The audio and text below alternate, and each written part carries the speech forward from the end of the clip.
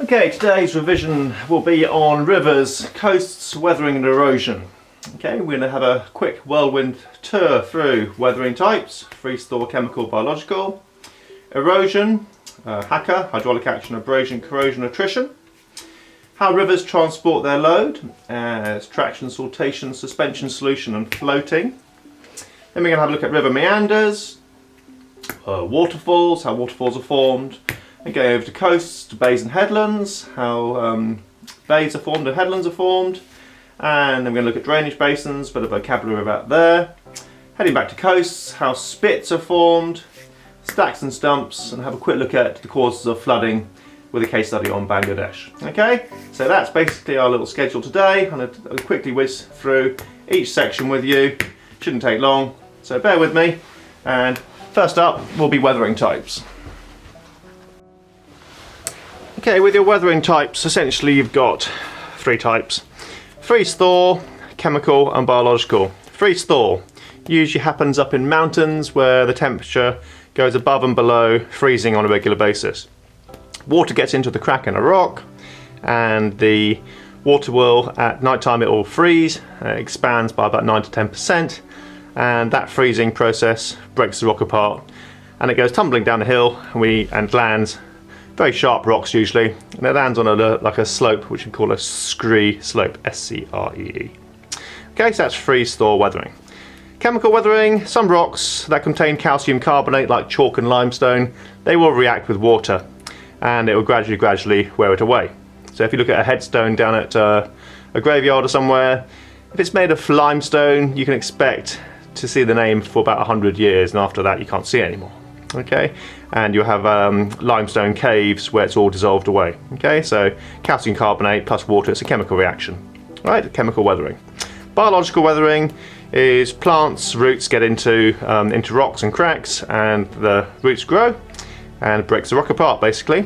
Animals burrow away into the soil and cause a bit of damage, things like foxes and rabbits and things. Okay, so essentially freeze-thaw, chemical, biological.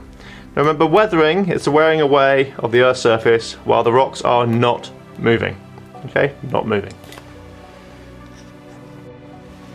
Okay, moving on to erosion.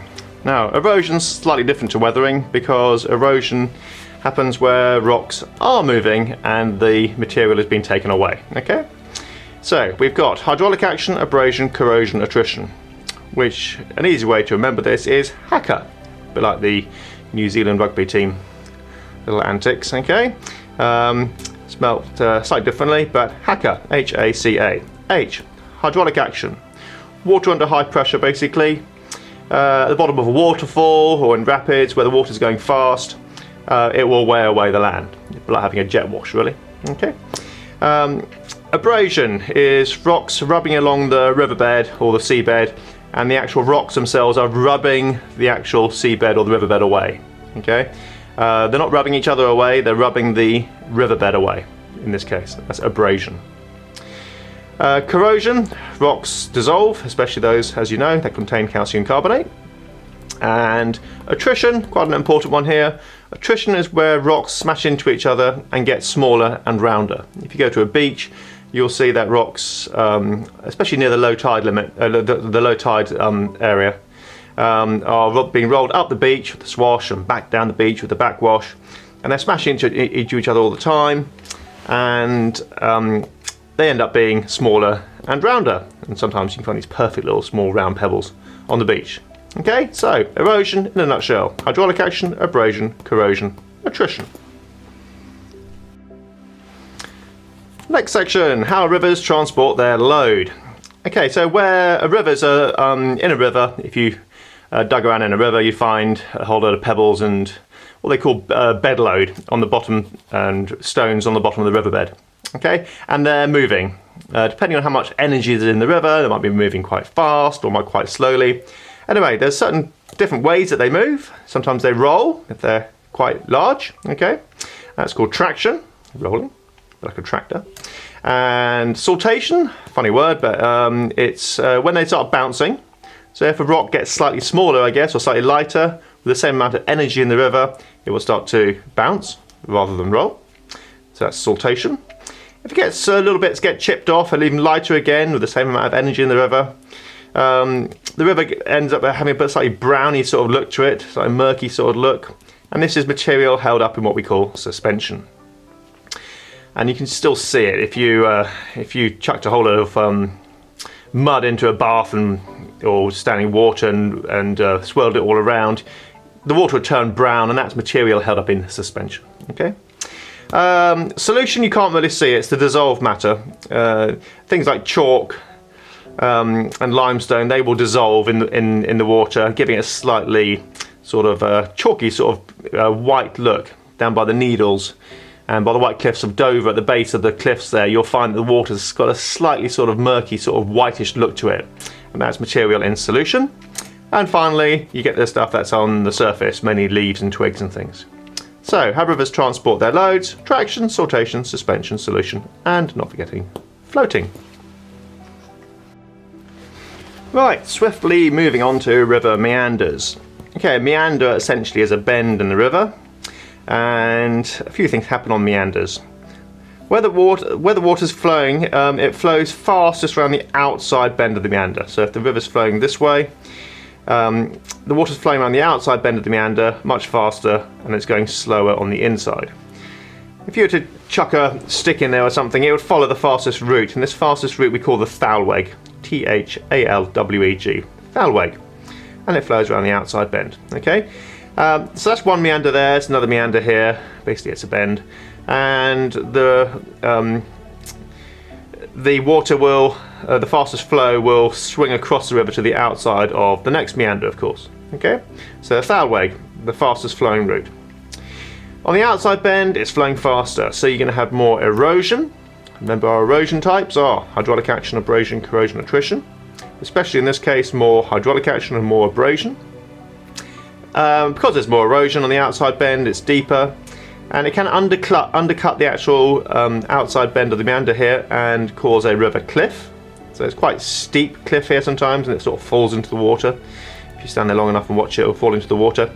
And so you don't really want to be standing on the outside bend of meander, because you might fall into the fastest, deepest part of the river, so be careful there. And that's this steep bit we call a river cliff. Sometimes they call it a bluff. If someone's calling you a bluff, it means they're not telling you the truth.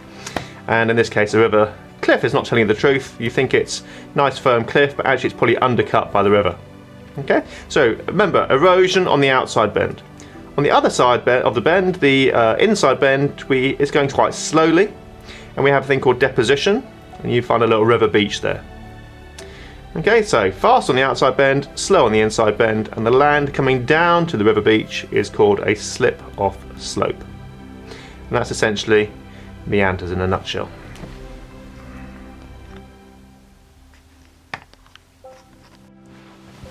Right, moving on to waterfalls.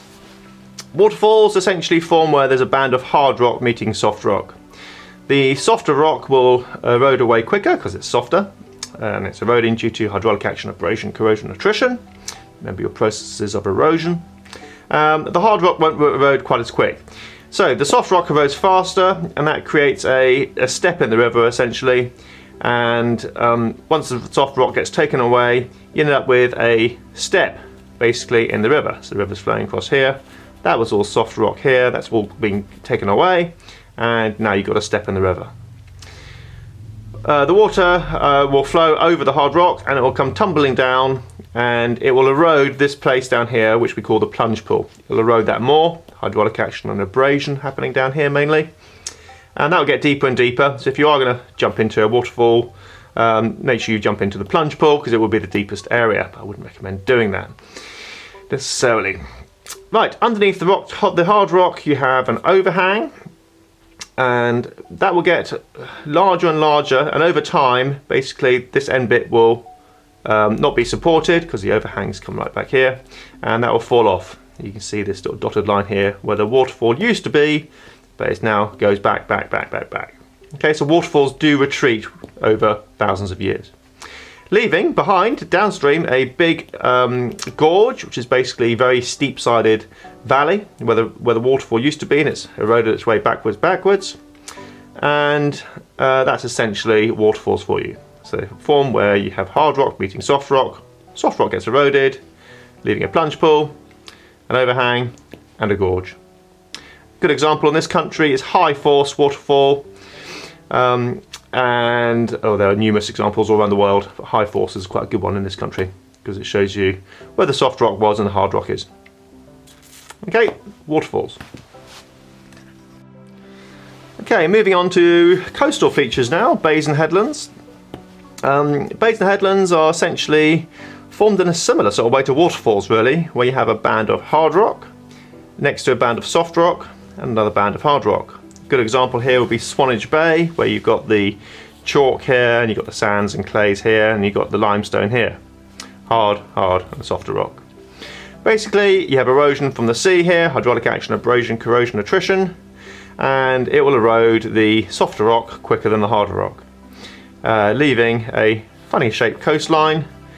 The bits sticking out we call headlands, and the bits that have been eroded are called bays. Quite often you have a beach in a bay because this area ends up being more and more protected as the bay gets further and further in. Okay, so headlands and bays.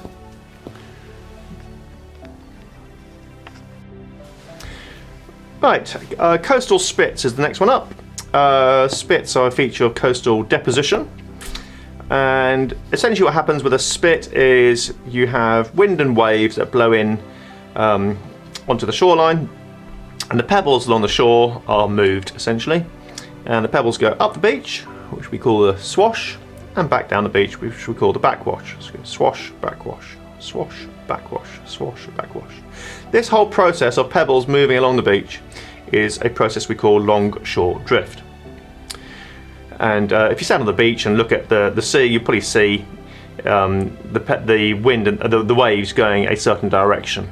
And the pebbles, if you look very carefully, they will move along in the same direction. They go up, down, up, down, up, down. Okay. Important thing here is they go up at about 45 degrees in line with the angle of the wind and waves, and they'll come back down at 90. Okay. And every time the pebbles goes up and down, it's rolling, rolling, rolling, and it's smashing into each other, and that's a process we call attrition, and the pebbles get smaller and rounder in the process. Anyway, spits are this feature here, and it forms where there is a river mouth usually, or where the land sort of runs out. So if you imagine this being the land here, and this is a river mouth up here, the pebbles carry on being moved along the coastline, and they get dumped out in the sea essentially. A massive, huge, great big pile of pebbles, which we call a coastal spit. A really good example of this is Hurst Spit in Hampshire, and if you look on Ali Gray Geography, you'll see a video there of Hurst Spit to see what it actually looks like. Okay, it's a drone video. Behind the spit is a nice calm area which we call a salt marsh, good for nature reserves or mooring up your boat. On the other side of the spit, it's slightly rougher over here because this is where the longshore drift and the wind and the waves are coming from. At the end of a spit, you end up with a bit of a curved hook to the end of the spit because sometimes the wind comes from another direction, a bit unstable over here, and you can end up having a curved look round. Okay. So essentially, spits feature of coastal deposition and to some extent coastal material transportation. Good example, Hurst Spit, Hampshire.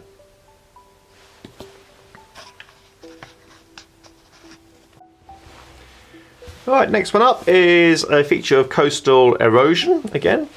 These are called stacks and stumps. Basically you have a headland, and in the headland it's being eroded due to erosion. And as you know, that's hydraulic action, abrasion, corrosion and attrition. You'll have a crack, and the crack will be exploited by the erosion and to the point where it will turn into a cave.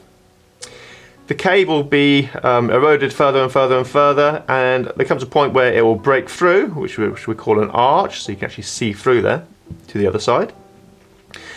Due to weathering from above and erosion from below, eventually the arch will get so weak here that it will fall down, and leaving just a little bit at the end, which we call a stack. And the stack will be eroded at the base, of course, mainly by the waves, and it'll end up being a stump, and that will slowly disappear over time. Okay, so crack, cave, arch, stack, stump. Good example, Old Harry's Rocks in Dorset. Beautiful place, and you can see very, very clearly the cracks, the cave, the arch, the stack and the stump. Stacks and stumps. Going back to rivers briefly here, there's a bit of vocabulary you need to know. Basically in rivers they start at a source, could be a marsh, could be a swamp, it could be a spring or something up in the hills or a lake, and that's the source, and the end of a river is called the mouth. Okay? Where two rivers join, so you've got the main river here, a little smaller river here joins, that's called a confluence, and the small streams that flow down the hills and join the main river, they're called tributaries. Basically, the water flows downhill, so if you've got a mountain range, imagine this whole area here is a mountain range, the water will either flow into this drainage basin to the left here, or this drainage basin into this catchment area here. And this dividing line between one drainage basin and the other side and this side, is called the watershed. Okay, watershed. So we've got source, mouth, confluence, tributary, and a watershed. Down near the sea here, you have, it's much flatter land, you have what they call a floodplain, much more deposition happening down there, whereas you have erosion happening up in the upper stages of a river. The river essentially has three stages: the upper stage, the middle stage where it starts to meander a bit more, and the lower stage where it starts to deposit its load and before it flows out into the sea in a river estuary here. Okay, erosion, transportation and deposition essentially. Okay, and this whole thing we call a drainage basin or a catchment area. I'm going to have a quick brief run through flooding here now. Essentially there are a few different causes of flooding, and the way I remember it personally is a thing called spuds can do damage. S-P-U-D-S C-D-D. Spuds, i.e. potatoes, can do damage. Okay, remember it however you like, but S stands for saturated soils. When it rains a lot, soils absorb a lot of the rain, and it gets to a point where they cannot contain any more rain at all, and it gets very, very squidgy underfoot, and you end up with the water sitting on the surface. So saturated soils. P, precipitation, which is basically rain, lots of it in a short amount of time. U is urbanization. Urbanization is when we build, basically, when we build towns and cities and roads, and it changes the surface from a permeable surface to an impermeable surface. So we've got saturated soils, precipitation, urbanization. D is dams. If you block a river, you'll end up with a lot of flooding upstream, of course. S is snowmelt. In certain times of the year where, usually about March, April time, when the snow in certain countries might melt, that water is added to the river. C is compact soils. If soils are compacted, all the air particles are taken out essentially, and the actual soil is more likely to not allow water through, so you end up with water on the surface, so compact soils. D is drains are blocked. Okay, so if the drains are blocked, when we do our urbanization and build cities, we put drains in to compensate, and if the drains get blocked, that can back up and that can cause water on the surface, which we call flooding, of course. And D is deforestation. If you cut down trees, naughty naughty, the water can't get intercepted quite so easily, and it will go straight into a river, and with a lot of topsoil added to it, making it quite a brown sort of river and quite dirty, lots of material in suspension, and that can make flooding worse. Okay, so in a nutshell, saturated soils, precipitation, urbanization, dams, snowmelt, compact soils, drains blocked, and deforestation. Now there are others as well, like tsunamis, which are quite rare, but they will cause an awful lot of coastal flooding there. And in the case of Bangladesh, which we're going to look at in the next slide, there are specific ones there. Okay, so flooding, spuds can do damage, adding tsunamis. Okay, with Bangladesh specifically, Bangladesh is one of the countries in the world. It's very, very low-lying land. It's the country just to the right of, to the east of India, and it's actually surrounded by India actually. And basically, it's very, very low-lying land in Bangladesh, and they get floods every single year, usually in their monsoon period. Okay, causes: you get snow melt in the Himalayas. If the snow melts, it will add water to the river, of course. It's very, very low-lying land. I think about 80% of the land is only about 4 meters above sea level. You get these tidal surges from cyclones in the Bay of Bengal. That's really, really windy weather, basically, cyclones, but like a hurricane, but not quite as bad. And that will cause a lot of rain, and also a lot of very high tides. And you get these huge waves, basically, that come in and will flood the coastline. Deforestation, mainly in the next country up, which is Nepal, and that basically means that there's more silt coming down the river, which makes it shallower essentially when it actually deposits its silt. Silt's like the mud. Urbanisation, people building, that reduces the amount of water that can go through the soil, through flow, and so more water ends up being sitting around on the surface. Which is fine so long as the drains aren't blocked, but quite often the drains are blocked, which is why we've got blocked drains here, and it all backs up and floods the actual floods the area, the capital city usually called Dhaka. A mangrove forest is being destroyed as well and cut down. Mangroves are a very special sort of tree that will grow in tidal, salty sort of water. Okay, now that's a natural protection from the cyclones and the tidal surges. So if you cut the forest down, that's not good. So that's sort of making a bit of an environmental problem there that's making the flooding slightly worse in some areas. Saturated soils, when it rains a lot, the soils can't contain as much water because all the air pockets have been filled up with water, and once it's saturated, the water will sit on the surface, which we call flooding. And we get the monsoon rains. Okay, so essentially it's a very, very low-lying area. It gets a lot of rain, and you've got 3 big rivers: the Ganges, the Brahmaputra, and the Meghna, that all flow down into the capital city called Dhaka. Right, quite importantly, what effect does it have on people? Okay, well, people do die. They drown. A lot of their water supply is contaminated with sewage and things like that. You get homelessness if your house has been flooded or taken away by the floods. You no longer have a house, you have to move somewhere else, and this costs a lot of money for the economy. And in the water, it's not very clean. Well, it's not clean at all actually, so you end up with waterborne diseases, and people might die from that. So that's a pretty miserable effect that flooding has on the people in Bangladesh.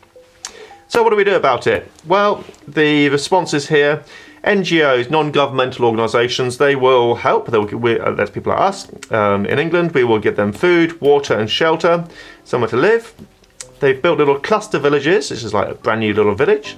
And they build these small little houses slightly higher up. So they build them on, not necessarily stilts, but slightly higher up on a few more bricks, so that it doesn't get flooded quite so easily. They get prepared. So make sure you've got drinking water and you've got some food stored, and you're ready for it. And there's good weather forecasting now, so we can tell them when a cyclone's coming. Raised shelters. We got when there's a cyclone, everyone has to go to these raised shelters to try and make sure no one dies. And we've been trying to make the drainage a bit better, and also, of course, plant more trees. Trees are brilliant for flooding or to prevent flooding, because they absorb water and they stop quite so much water, the rain water that is, precipitation, actually reaching the ground in the first place. Okay, so plant more trees. And that concludes the rivers, coasts, weathering and erosion topic. Hope that was some use to you, and good luck revising that for your exams.